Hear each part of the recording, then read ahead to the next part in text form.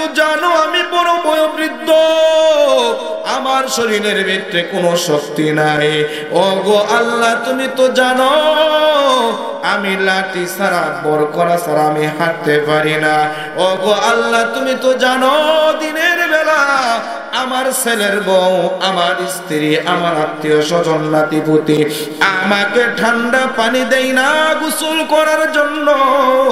ও আল্লাহ তুমি তো জানো আমার স্ত্রী, আমার পুত্রবধূ, আমার মেয়ে, আমার আত্মীয় স্বজন আমাকে গরম পানি করে দেয় গোসল করার জন্য।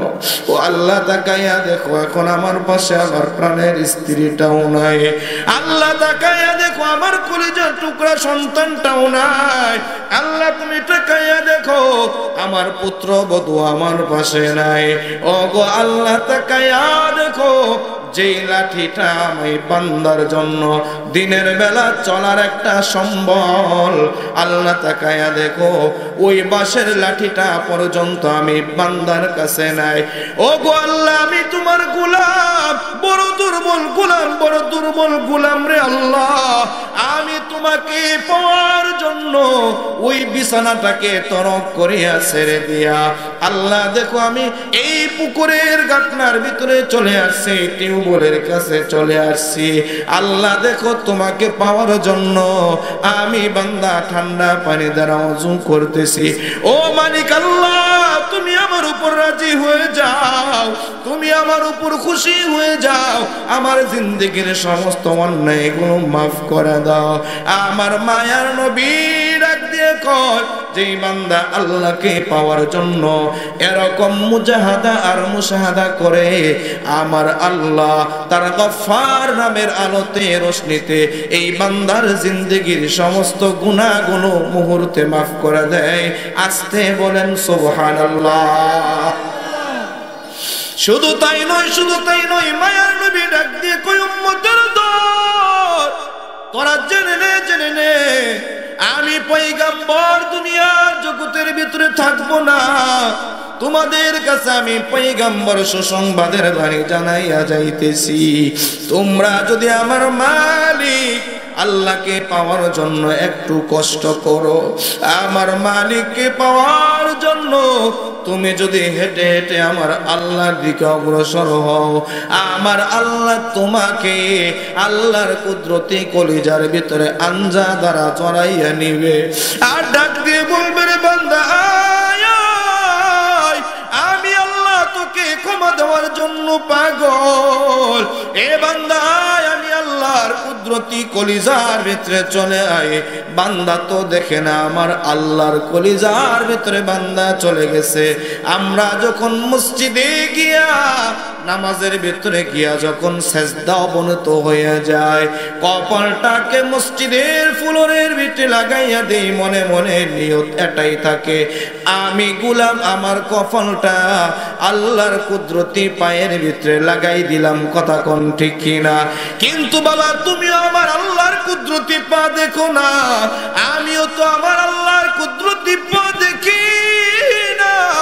আমার আল্লাহ ডাক দিয়ে কয় এ বান্দা তুই দেখোস না, কারণ তুই গুনাহ করতে করতে তোর কলবটা কালা হয়ে গেছে, তোর কলবের ভিতরে ময়লা লেগে গেছে। আমি আল্লাহ তো দেখি রে বান্দা, তুই আমার কুদরতি কদমের ভিতরে সাজদা দিয়েছ, আমি আল্লাহ তোর জিন্দেগির গুনাহগুলোকে মাফ করে দেই। বলেন সুবহানাল্লাহ। জজকোটের ওই বারান্দার ভিতরে বসার মতো কিছু জায়গাও আছে। কথা কোন ঠিক কিনা? 5 জন বান্দার সাথে একজন অন্ধ ব্যক্তিও আসামি হয়ে গেছে, মিথ্যা মামলার আসামি হয়ে গেছে। আসামিরা সকলেই ওই জজকোটের বারান্দার ভিতরে বসিয়া বসিয়া গল্প করে। হঠাৎ করে জজ সাহেব গাড়ি থেকে নামিয়া কোর্টের ভিতরে যখন প্রবেশ করে, যাদের চক্ষু আছে এরা তাকাইয়া দেখে জজ সাহেব আসতেছে। জজ সাহেবকে দেখিয়া আল্লাহর বান্দাগুলো দাঁড়াইয়া যায় সম্মান করার জন্য। এই ভণ্ড ব্যক্তিটা বুঝতে পারে আমার সমস্ত সাথী আর সঙ্গীগুলো দাঁড়াইয়া গেছে, এজন্য অন্ধ বান্দাটাও বসে থাকে না, দাঁড়িয়ে যায়। কথা কোন ঠিক কিনা? আল্লাহর বান্দাও দাঁড়িয়ে গেছে, জজ সাহেব উপস্থিত হয়েছে, ডাক দিয়ে কয় তোমরা কেন দাঁড়াইছো? এবার মানুষগুলো ডাক দিয়ে কয়, ওগো জজ সাহেব, আপনি এই জায়গা দিয়ে অতিক্রম করবেন, যাইবেন, আপনার কি একটা ইজ্জত আছে না, একটা কি সম্মান আছে না? ওগো জজ সাহেব, আপনার সম্মানের কারণে আমরা দাঁড়িয়ে গেছি। এবার জজ সাহেব ডাক দিয়ে কয়, তোমাদের সকলের চোখগুলো সুন্দর দেখা যায়, কিন্তু তুমি বান্দা, তোমার তো চোখ নাই, তুমি অন্ধ, তুমি কেন দাঁড়াইছ? তুমি তো না দাঁড়াইলেও পারতা। অন্ধ ব্যক্তি করুণ সুরে ডাক দিয়ে কয়, ও গো জজ সাহেব, আমার চোখ নাই সত্যি, আমি চোখ দ্বারা দেখি না, কিন্তু আপনি তো আর অন্ধ না, আপনি তো আপনার চোখ দ্বারা দেখেন। ও গো জজ সাহেব, আমি দেখি না, আমি অন্ধ, কিন্তু আপনি তো দেখেন। আমি বসে থাকবো আর আপনি আমাকে দেখবেন, বেয়াদবি হয়ে যাইবে। এই জন্য আমার চক্ষুওয়ালা ভাইদের সাথে আমি গোলামও দাঁড়াইয়া গেছি। আল্লাহ তাআলা ডাক দিয়ে কয়, বান্দা, তুমি তো আমি আল্লাহকে দেখো না, আমি আল্লাহ তো তোমাকে দেখি। এমন বিশ্বাস যদি তোমার দিলের ভিতরে কোনো মানুষ যদি রাখে, এ বাবা, তোমার ভিতরে যদি এই বিশ্বাস থাকে, আমি তো দেখি না, আমার আল্লাহ তাকাইয়া দেখে, এমন বিশ্বাস যদি কোনো কালিমাওয়ালা মুসলমানের অন্তরে এই বিশ্বাস থাকে, ওই কালিমাওয়ালা মুসলমান নির্জনের ভিতরে, প্রকাশ্যে তো দূরের কথা, নির্জন গোপন জায়গার ভিতরে এমন কালিমাওয়ালা মুসলমান একটা গুনার কাজের ভিতরেও লিপ্ত হইতে পারতো না। কথা কোন ঠিক কিনা? আজকে তোমার ভিতরে, আমার ভিতরে আল্লাহর ভয় নাই, এ আল্লাহর মুহাব্বত নাই, আল্লাহর আযাব আর গজবের ভয় নাই। এই জন্যই তো নামাজ কাজা করিয়া কুকুরের মতো, শুকরের মতো, শিয়ালের মতো পড়ে থাকো। অথচ রাত্রের বেলা তুমি যখন ঘুমাইয়া যাও, তোমার ঘরের মুরুখটা ঘুমাই না, ফজরের আগে উঠিয়া আল্লাহর নামে কুকুরু কুকুরু আওয়াজ দিয়ে তসবিহ জপে। কথা কোন ঠিক কিনা? এই জন্য কবি ডাক দিয়ে কয়, গুফতে ই শরতে আদমি ওয়াতে নিস, গুফতে ই শরতে আদমি ওয়াতে নিস, মুর্গে তসবিহ খানি ও তো খামোশ। গুফতে ই শরতে আদমি ওয়াতে নিস, মুর্গে তসবিহ খানি ও তো খামোশ। আল্লামা শায়ের ডাক দিয়ে কয়, এ দুনিয়ার মানুষ, এটা তো কোনো মানুষের স্বভাব হইতে পারে না, এটা তো কোনো মানুষের চরিত্র হইতে পারে না। তোমার ঘরের ভিতরে মোরগ যখন কুকুরুকু আওয়াজ দিয়ে আমার মালিকের নামে তসবিহ জপে, তুমি মানুষ হইয়া কেমন করে ঘুমাইয়া থাকো? কথা কোন ঠিক কিনা? একটা কুকুর আল্লাহ তাআলাকে ভুলে না।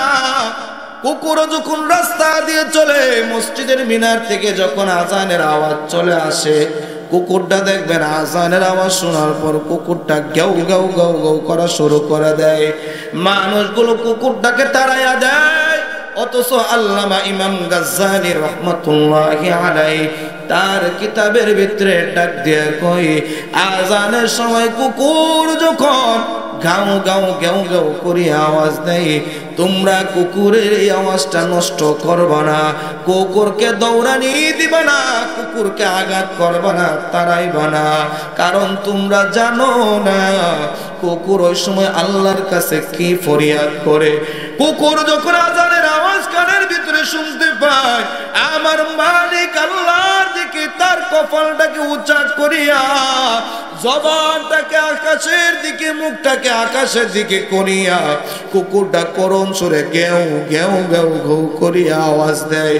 ইমাম গাজ্জালি তার কিতাবের ভিতরে উল্লেখ করে ডাক দেয়া কয়, দুনিয়ার মানুষ, তোরা যদি কুকুরের আওয়াজটা বুঝতে পারতি, আমার আল্লাহর নাফরমানিতে তোরা জীবনটাকে অতিবাহিত করতি না। কুকুর আল্লাহকে ডাক দিয়ে কয়, আল্লাহ তুমি আমাকে কুকুর না বানাইয়া যদি আমাকে মানুষ বানাইতা, মানুষগুলো আজানের আওয়াজ শুনিয়া মসজিদে না গিয়া বাজারে চলে যায়। ও গো আল্লাহ, মানুষগুলো আজানের আওয়াজ শুনিয়া মসজিদে না গিয়ে মসজিদ থেকে দূরে চলে যায়। ও গো আল্লাহ, তুমি আমাকে কুকুর না বানায়া যদি আমাকে মানুষ বানাইতা, আমি ওযু করিয়া তহরাত অর্জন করিয়া আমি কুকুরটা আমার ঘরে গিয়া তোমার কুদরতি পায়ের ভিতরে সিজদা লাগাইয়া দিতাম। ইমাম গাজ্জালী ডাক দিয়ে কই কুকুরের ভিতরে আল্লাহ পাক রব্বুল আলামিন 10টা গুণ আর 10টা বৈশিষ্ট্য রেখে দিছে। এই 10টা বৈশিষ্ট্যের ভিতরে যদি একটা গুণ আর একটা বৈশিষ্ট্য যদি কোনো মানুষের ভিতরে থাকতো, ইমাম গাজ্জালী ডাক দিয়ে কয় প্রতিটা মানুষ হযরতে আব্দুল কাদের জিলানী নয়, শুধু বড় বড় জগৎ বিখ্যাত ওলি কামেল হয়ে যাইতো। আস্তে বলেন সুবহানাল্লাহ। কুকুরের সবথেকে বড় একটা গুণ হচ্ছে কুকুর মালিককে চিনে, মালিককে চিনে। তুমি আর আমি মালিক চিনি না, মালিকের অবাধ্যতা করি, আর কুকুরকে তুমি এক বেলা খাবার দিবা, দেখবা কুকুর তোমার পেছনে ঘুরে। কথা সত্য না মিথ্যা? ইমাম গাজ্জালী ডাক দিয়ে কই 10 গুণ কুকুরের ভিতরে আল্লাহ তাআলা 10 গুণ দিয়েছে। এই 10 গুণের একটা গুণ হইতেছে কুকুর মালিকের বড় পূজা করে, মালিককে বড় মানে মালিকের প্রতিটা কথাকে পাই টু পাই পালন করে। কিন্তু তুমি আর আমি মানুষ হওয়ার পর মালিক চিনি না, মালিক থেকে দূরে চলে গেছি। আজকে কুকুরকে এক বেলা খাবার দেওয়ার পর কুকুরটা তোমার বাড়ি ছেড়ে চলে যায় না। 2 বেলা খাবার দেওয়ার পর, 3 বেলা খাবার দেওয়ার পর যেই সময় খাবারটা দিবা দেখবা প্রতিদিন কুকুর ওই টাইমে তোমার দরজার সামনে এসে উপস্থিত হয়ে যায়। এজন্য উপস্থিত হয়ে যায়, ওগো আমার মালিক, ওগো আমার মুনিব, তুমি আমাকে 2টা খাবার দিবা, আর তোমার খাবারগুলো পাইয়া আমি তোমার বাড়িঘরটাকে পাহারা দিব। আল্লাহ তাআলা ডাক দিয়ে কয় দুনিয়ার মানুষ, একটা কুকুর তুই যে মালিক তোকে চিনতে পেরেছে, আর আমি আল্লাহ যে তোর মালিক এটা এখনো চিনলি না। এ বান্দা, তুই যদি আমি মালিক আল্লাহকে যদি চিনতি, আমি আল্লাহর চাঁদের আলো ভোগ করিয়া, সূর্যের আলো ভোগ করিয়া, আমার অক্সিজেন গুলো ভোগ করিয়া, আমি আল্লাহ তাআলার দেওয়া অসংখ্য অগণিত এই অক্সিজেন নিয়ামত গুলো ভোগ করিয়া, এ বান্দা তুই আমি আল্লাহ থেকে দূরে কখনো সরে যাইতি না। এ বান্দা, তুই কখনো গুনার কাজের ভিতরে লিপ্ত হইতে পারতি না। 24টা ঘন্টা আমি আল্লাহকে পাওয়ার জন্য তোর দিলটা পাগল পারা হয়ে থাকতো। কথা কোন ঠিক কিনা? এই জন্য তোমার আমার মালিক আল্লাহ তাআলা ডাক দিয়ে কয়, যার দিলটা আমি আল্লাহ থেকে দূরে চলে গেছে, যার দিলটা নামাজ থেকে দূরে চলে গেছে, যার দিলটা ইসলাম থেকে দূরে চলে গেছে, যার দিলটা পর্দা থেকে দূরে চলে গেছে, নামাজ আদায়ের মাধ্যমে ইসলামের ভিতরে দাখিল হও। আমি কোরআনে হাকিমের আয়াত তেলাওয়াত করেছি। আল্লাহ বলেন, ইয়া আইয়ুহাল্লাযীনা আমানু দুখুলু ফিস সিলমি কাফা ওয়ালা তাত্তাবিউ খুতুওয়াতিশ শাইতান ইন্নাহু লাকুম আদুউম মুবিন।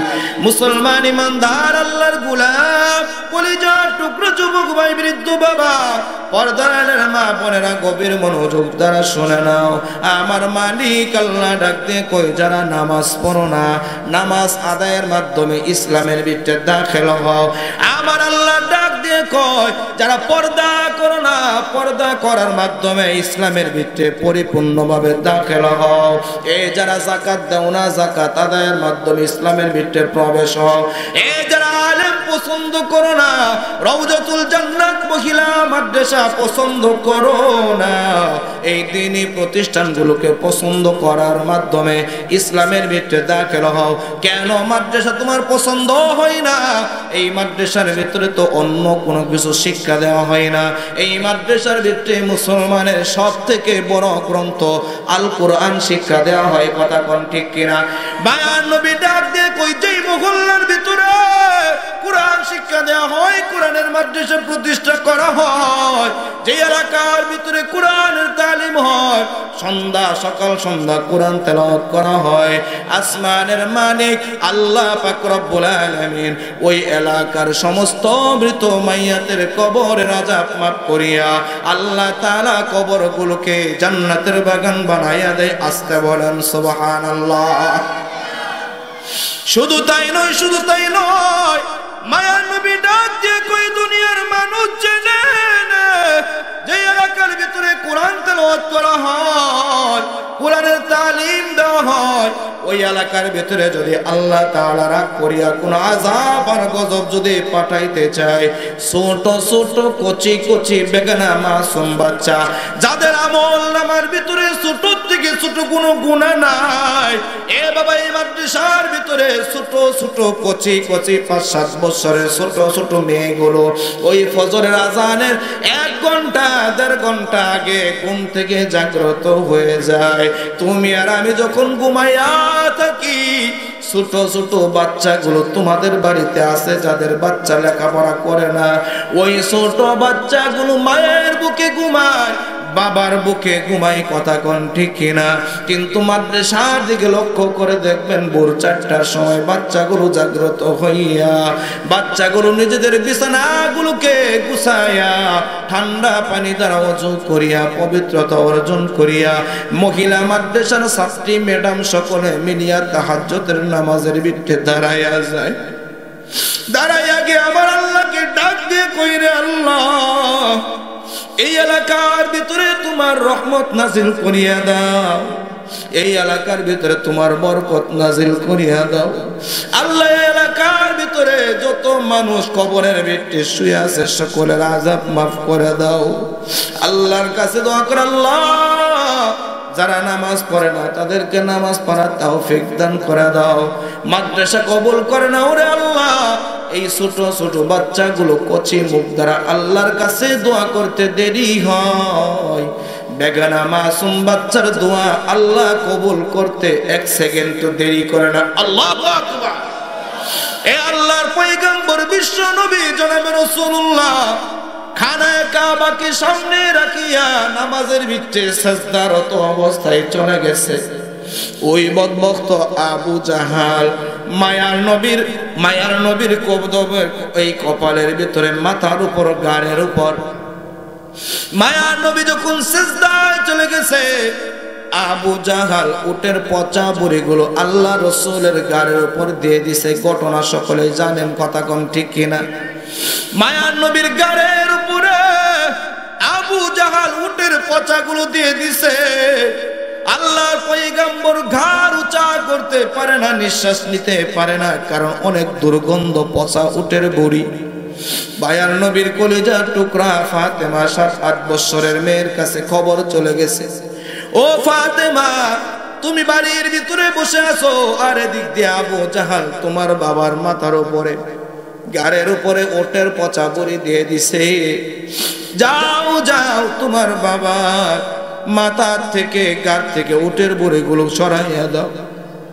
হযরত ফাতিমাতুজ যোহরা রাদিয়াল্লাহু তাআলা আনহা এই কথা শোনার সাথে সাথে দ্রুত দৌড়াইয়া মায়ার নবীর কাছে চলে আসে। এসে দেখে সত্যি যাকে সৃষ্টি না করলে আল্লাহ আসমানটাকে এত সুন্দর করে সাজাইতো না, যাকে সৃষ্টি না করলে আল্লাহ তাআলা তোমাকে আমাকেও সৃষ্টি করতো না, জান্নাতটাকে সৃষ্টি করতো না। এই নবীর মাথার উপরে গাড়ের উপরে উটের পচা বড়ি দিয়ে দিছে। আবার তোমার পয়গম্বর নিঃশ্বাস ছাড়তে পারে না, নিঃশ্বাস নিতে পারে না, গাড়টাকে উঁচা করতে পারে না।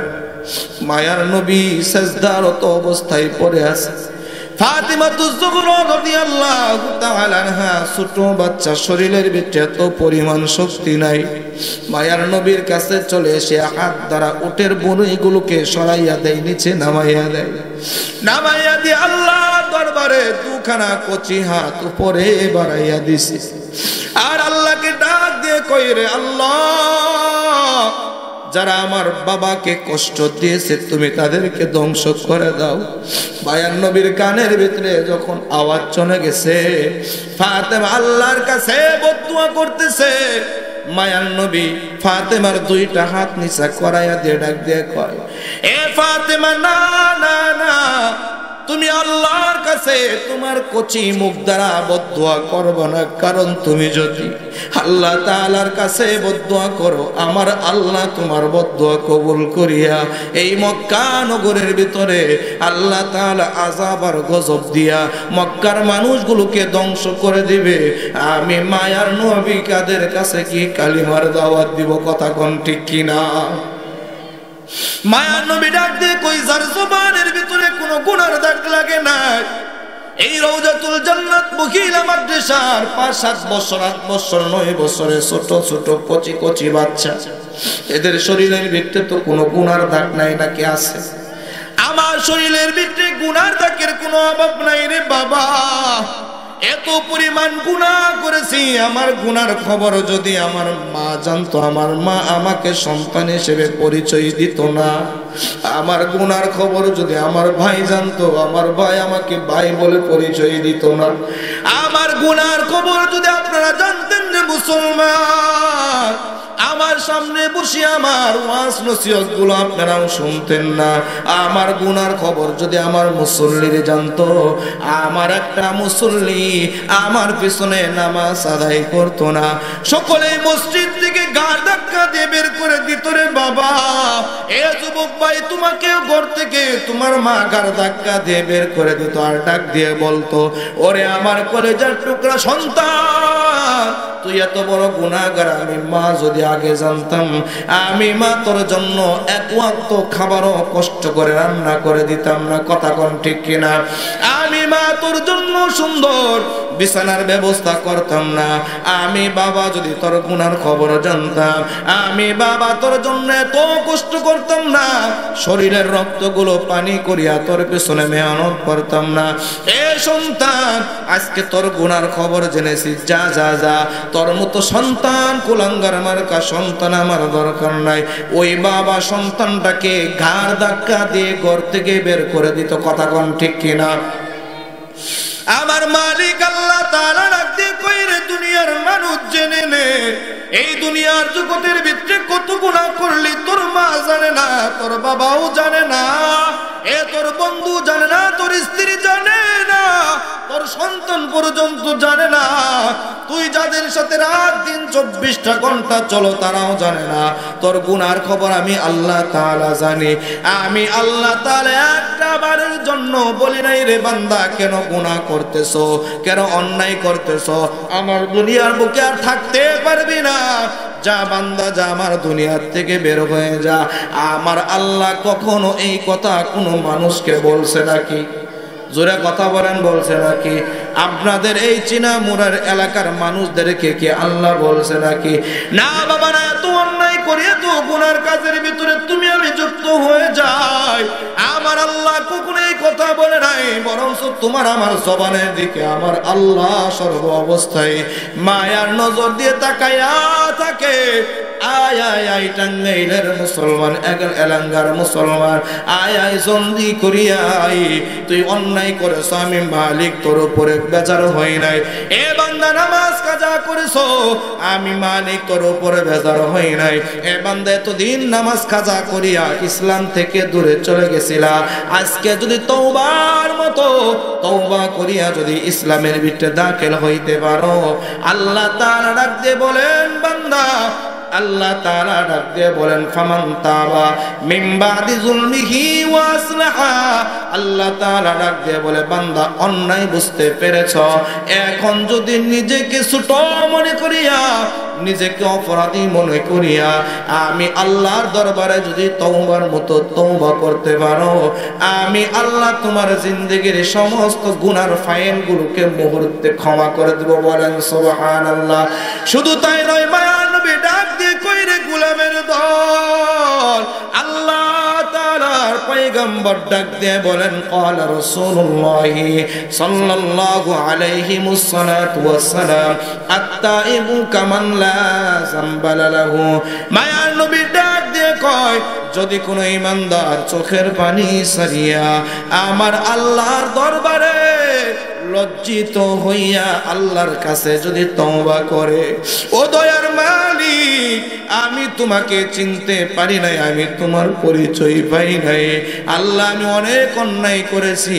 মায়ার নবী ডাক দিয়ে কই যদি কোনো মানুষ অন্যায়ের কথা ভাবিয়া চিন্তা করিয়া যদি তওবা করে, বেগানা মাসুম বাচ্চা, যেই বাচ্চাটা আজকে সবেমাত্র মায়ের গর্ভ থেকে দুনিয়ার জমিনের ভিতরে পদার্পণ করেছে, মাসুম ছোট বাচ্চা, ওই বাচ্চার শরীরের ভিতরে যেরকম কোনো গুনার দাগ থাকে না, আল্লাহর পয়গম্বর ডাক দিয়ে কয় আত্তাইবু কামাল্লা যামবালাহু, যেই বান্দা তওবা করে ওই বান্দাটা বেগানা মাসুম বাচ্চার মতো নিষ্পাপ হয়ে যায়। বলেন সুবহানাল্লাহ।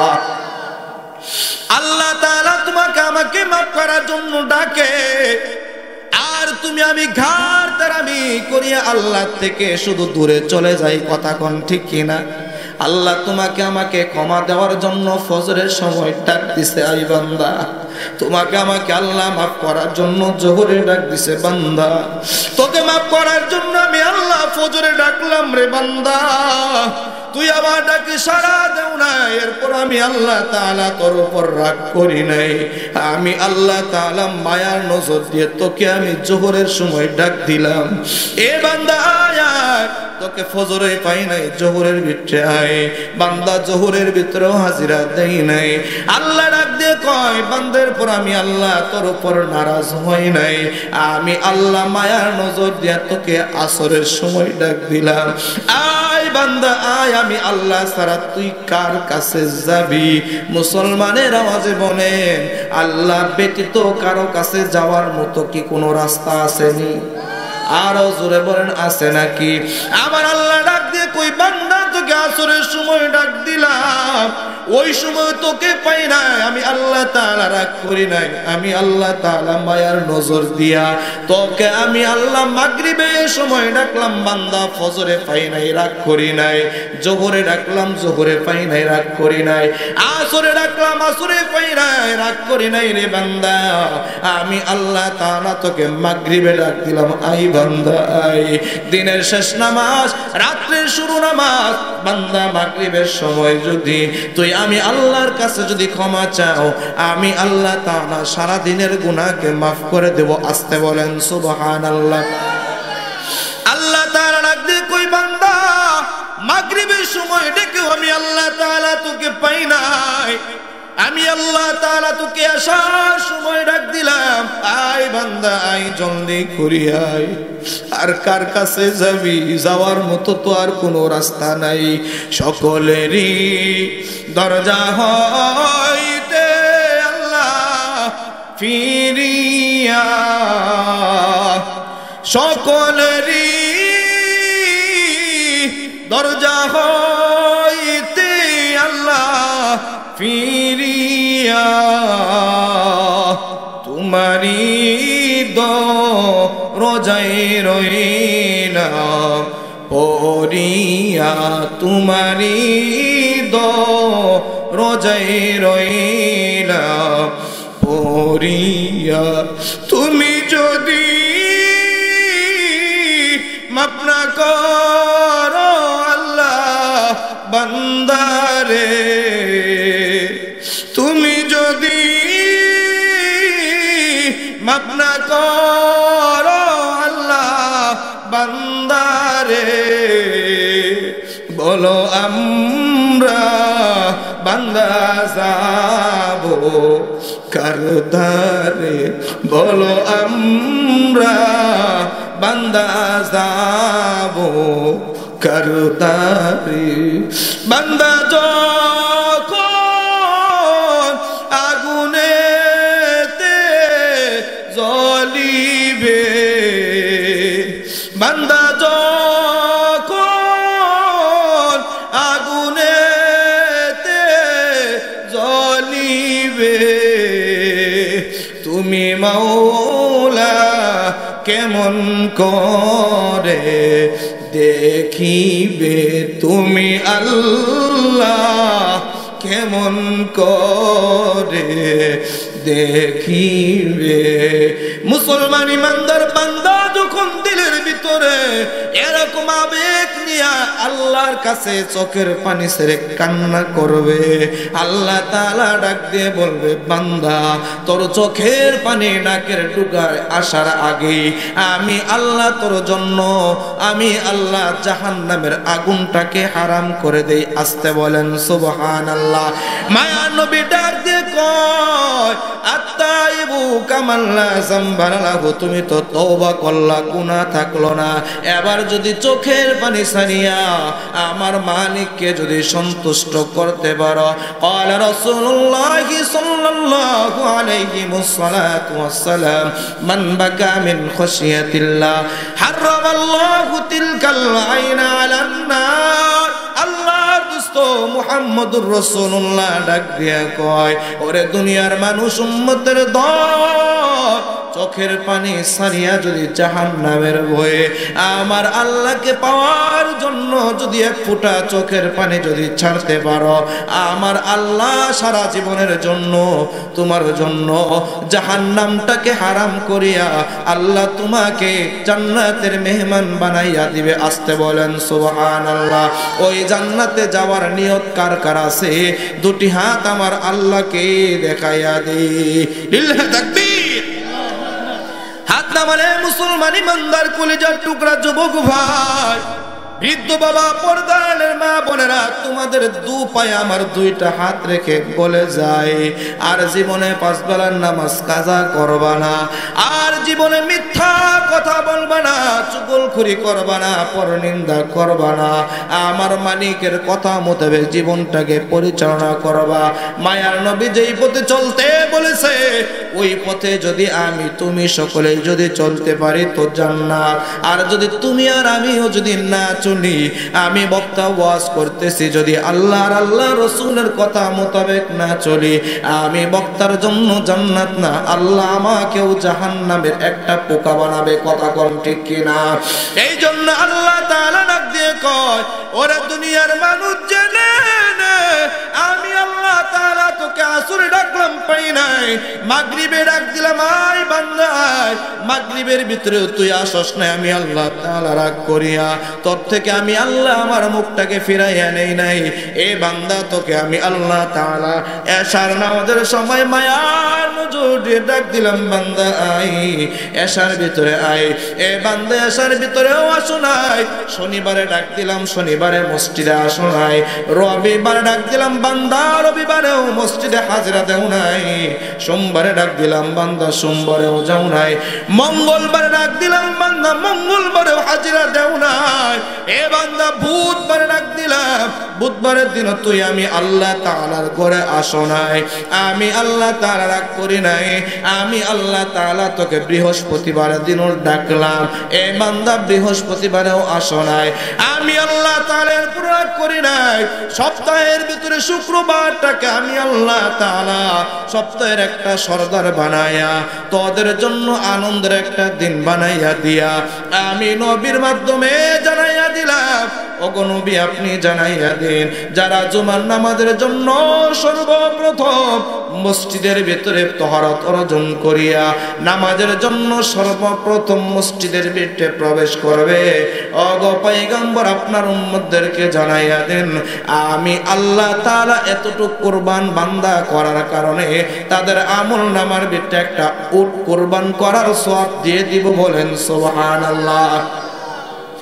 শুধু তাই নয়, শুধু তাই নয়, আমার আল্লাহ ডাক দিয়ে কই, ওগো পয়গম্বর আপনি জানাইয়া দিন, যারা শুক্রবারের দিন পরাত অর্জন করিয়া মসজিদের দিকে ডান দিক দিয়ে, ডান পাশ দিয়ে, ডান রাস্তা দিয়ে চলে, আমি আল্লাহ তাআলা ওই উম্মত, ওই ইমানদার বান্দাদেরকে রিসিপশন করার জন্য, রিসিভ করার জন্য, মুসাফা মুআনাকা করার জন্য আমি আল্লাহ তাআলা তাদেরকে সংবর্ধনা দেওয়ার জন্য সাধারণ কোনো মাখলুককে আমি আল্লাহ তাআলা নিযুক্ত করি না। ফেরেশতারা বান্দা যখন নামাজের দিকে রওনা হয়, ফেরেশতারা আল্লাহর কাছে দোয়া করে, আল্লাহ তোমার বান্দা মসজিদের দিকে চলতেছে, জুমা নামাজের জন্য চলতেছে, আল্লাহ তোমার বান্দার পক্ষ হয়ে আমরা ফেরেশতারা ক্ষমা চাইতেছি। বান্দা যদি শুক্রবারের দিন নামাজের জন্য রওনা হয়, এই ফেরেশতারা দোয়া করার কারণে ফেরেশতাদের ওসিলায় আল্লাহ বান্দার জিন্দেগির গুনাহ মাফ করে দেয়। আস্তে কোন সুবহানাল্লাহ। শুধু তাই না, আল্লাহ তাআলা ডাক দিয়ে কয়, শুক্রবার দিন ডাকলাম কিন্তু বান্দা তোকে পাই নাই, আমি আল্লাহ তাআলা তোকে পাওয়ার জন্য, তোকে মাপ দেওয়ার জন্য হযরত উলামায়ে কেরাম স্টেজের ভিতরে উপবিষ্ট। নাসাই শরীফের ভিতরে হাদিস বর্ণিত, মায়ার নবী ডাক দিয়ে কই, প্রতিদিন সূর্য যখন পশ্চিম দিগন্তের ভিতরে অস্তমিত হয়ে যায়, মাগরিবের আজান যখন শুরু হয়ে যায়, আল্লাহ পাক রব্বুল আলামিন সাত আসমানের উপরে আর থাকতে পারে না। কোন আল্লাহু আকবার। আল্লাহ পাক রব্বুল আলামিন আর সাত আসমানের উপরে আরশ আজিমের ভিতরে থাকতে পারে না। সূর্য যখন ডুবে যায়, মাগরিবের আজান যখন শুরু হয়, আল্লাহ পাক রব্বুল আলামিন আরশ থেকে দুনিয়ার যে আসমানটা আছে, আমরা যেটা এই দুই চক্ষু দ্বারা দুনিয়ার যে আসমানটা দেখতে পাই, আল্লাহ তাআলা তার আরশ কুরসিটাকে লইয়া, রহমতের সমস্ত ফেরেশতাদেরকে লইয়া আল্লাহ তাআলা দুনিয়ার আসমানের ভিতরে চলে আসে। বলেন আল্লাহু আকবার। এসে কি করে বান্দার দিকে তাকাইয়া থাকে, আর আল্লাহ তাআলা ডাক দিয়ে কয়, আলামিন মুস্তাগফিরিন ফাগফির লাহু, এ বান্দা কে গুনাহ করেছো, আমি আল্লাহ তোকে মাগরিবে ডাকলাম পাই নাই, এশায় ডাকলাম পাই নাই, বান্দা ফজরে ডাকিয়া পাই নাই, জোহরে ডাকিয়া পাই নাই, আসরে ডাকিয়া পাই নাই, জুমার দিনটাকে তোর সামনে ঘুরায়া প্রতি সপ্তাহে তোর সামনে জুমার নামাজটাকে হাজির করে দিলাম, ওই দিনও বান্দা আমি আল্লাহ তাআলা তোকে পাই নাই, আমি আল্লাহ তাআলা তোর থেকে আমার মুখটাকে ফিরাইয়া নিয়ে নেই। এ বান্দা আমার দিকে তুমি আসো নাই, কিন্তু আমি আল্লাহ তাআলা তোমাকে পাওয়ার জন্য, তোকে মাপ দেওয়ার জন্য আমি আল্লাহ তাআলা দুনিয়ার আসমানে চলে আসি। কে আসো? আলামিন মুস্তাগফিরুন ফাগফির লাহু, কে আসো ক্ষমা প্রার্থী, আমি আল্লাহর কাছে ক্ষমা চা, আমি আল্লাহ তাআলা মাফ করে দিব। বলেন সুবহানাল্লাহ। আলামিন মুস্তারযুকিন ফারযুকহু, আল্লাহ তাআলা ডাক দিয়ে কই, কে অভাবে আসো, আমি আল্লাহর কাছে অভাব মুক্তির জন্য দোয়া করো, আমি আল্লাহ তাআলা তোমার সমস্ত অভাব দূর করে দিব। বলেন সুবহানাল্লাহ। আল্লাহ তাআলা ডাক দিয়ে কয়, শুধু তাই নয়, আলা মুবতালান ফাওয়াফিয়া, কে রোগে আক্রান্ত আছো, কে কঠিন বিমারির ভিতরে আক্রান্ত হইছো, আমি আল্লাহর কাছে রোগ থেকে শেফা চাইবা, আমি আল্লাহ তাআলা তোমাকে শেফা দান করে দেব। শুধু এই পর্যন্তই ক্ষান্ত না, মায়ার নবী ডাক দিয়ে কয়, আলা কাজা হাত্তা ইয়াতলাউল ফজর। বলেন আল্লাহু আকবার। মায়ার নবী ডাক দিয়ে কয়, না সহিহ শরীফের ভিতরে হাদিস বর্ণিত, আল্লাহর নবী ডাক দিয়ে কয়, বান্দার কি কি প্রয়োজন সবকিছুকে উল্লেখ করিয়া বান্দাকে সুবহে সাদিক পর্যন্ত ডাকতে থাকে, আয় বান্দা আয়, কার কি প্রয়োজন আমি আল্লাহর কাছে চা, কার সন্তান নাই আমি আল্লাহর কাছে চা, কে বিপদের ভিতরে আছো আমি আল্লাহর কাছে চা, আমি আল্লাহ দিব, আমি আল্লাহ ব্যতীত কোনো মাজার দিতে পারে না, কোনো বাবা দিতে পারে না, কোনো পীর দিতে পারে না, কোনো নবী রাসূল দিতে পারে না। সন্তান দেওয়ার মালিক কে? জোরে বলেন, আরো জোরে বলেন কে? এই জন্য সব কিছু চাইবো আমরা কার কাছে? আরো জোরে বলেন, কার কাছে চাইবো? আল্লাহর কাছে চাইবো। তুমি বিপদে পড়েছো, চাইবা আল্লাহর কাছে। তুমি রোগে পড়েছো, আল্লাহর কাছে চাইবা। তোমার সন্তান বিপদে পড়ে গেছে, আল্লাহর কাছে সাহায্য চাইবা, রে আল্লাহ আমার সন্তান বিপদের ভিতরে পড়ে গেছে, তোমার কাছে আমি বাবা চলে আসছি সন্তানের পক্ষ হয়ে, আল্লাহ তুমি আমার সন্তানকে বিপদ থেকে হেফাজত করো। মায়ার নবী ডাক দিয়ে কয়, তিন ব্যক্তির দোয়া আল্লাহ তাআলা কখনো ফিরাইয়া ফিরাইয়া দেয় না। একটা হইতেছে মা বাবার দোয়া সন্তানের জন্য। মা বাবা যদি সন্তানের জন্য দোয়া করে তো আল্লাহ তাআলা দোয়া কবুল করে।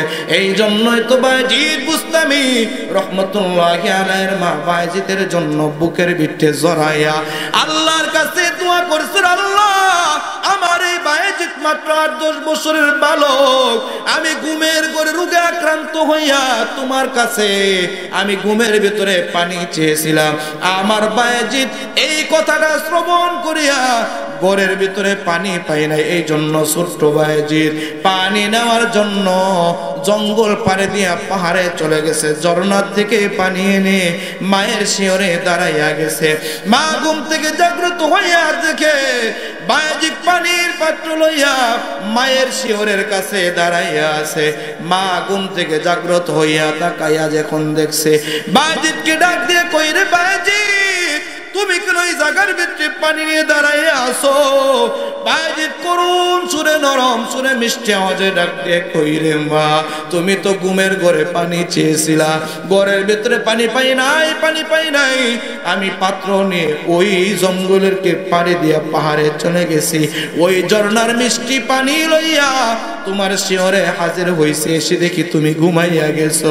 ও মা, তুমি রোগে আক্রান্ত হয়েছো, ঘুম থেকে জাগ্রত করলে তোমার কষ্ট হবে রে মা, এই জন্য আমি তোমাকে ডাক দেই নাই। ও মা, যেহেতু জাগ্রত হইছো না, তোমার প্রাণের তৃষ্ণা লেগেছে, তুমি পানিটাকে পান করো। বায়েজিদের মা ডাক দেয় কই না বায়েজিদ না, তুই সন্তান আমার জন্য যেই ত্যাগ করেছো, ঘুমের ঘরে পানি চেয়েছিলাম, তুই আমার জন্য পানির ব্যবস্থা করেছো। আমি পানি পান করার আগে তুই বায়েজিদের জন্য আমার আল্লাহর কাছে আমি দোয়া করতে চাই। বলেন আল্লাহু আকবার। বায়েজিদের মা আল্লাহকে ডাক দিয়ে কই রে আল্লাহ, বায়েজিদ যেরকম ভাবে আমার কলিজাটাকে শীতল করেছে আল্লাহ, যেই বীরত্বের প্রকাশ করেছে, যে আদব দেখাইছে আল্লাহ, আমার বায়েজিদকে তুমি জগৎ বিখ্যাত ওলিয়ে কামেল হিসেবে কবুল করে নাও। আল্লাহ তাআলা বায়েজিদের মায়ের দোয়া কবুল করেছে। এই জন্য ছোট্ট বায়েজিদ এত বড় আল্লাহর ওলি হয়েছে। জোরে কথা কোন ঠিক কিনা? এই জন্য বাবা, আল্লাহর ওলি হওয়ার জন্য অনেক কিছু আছে। এই জন্য মা যখন আল্লাহর কাছে দোয়া করে, আল্লাহ তাআলা মা বাবার দোয়াকে ফিরাইয়া দেয় না। 2 নাম্বার হইতেছে মাজলুম জালেমের বিরুদ্ধে যদি বদদোয়া করে, আমার আল্লাহ মাজলুমের দোয়াটাকেও ফিরাইয়া দেয় না। 3 নাম্বার হইতেছে মুসাফির, প্রতীক যারা মুসাফিররা যদি আল্লাহর কাছে দোয়া করে তো আল্লাহ তাআলা মুসাফিরের দোয়াটাকেও কবুল করে নেয়। বলেন সুবহানাল্লাহ। কথা বলার উদ্দেশ্য হইতেছে বান্দা তুমি সবকিছু কার কাছে চাইবা? আরো জোরে বলেন কার কাছে চাইবেন?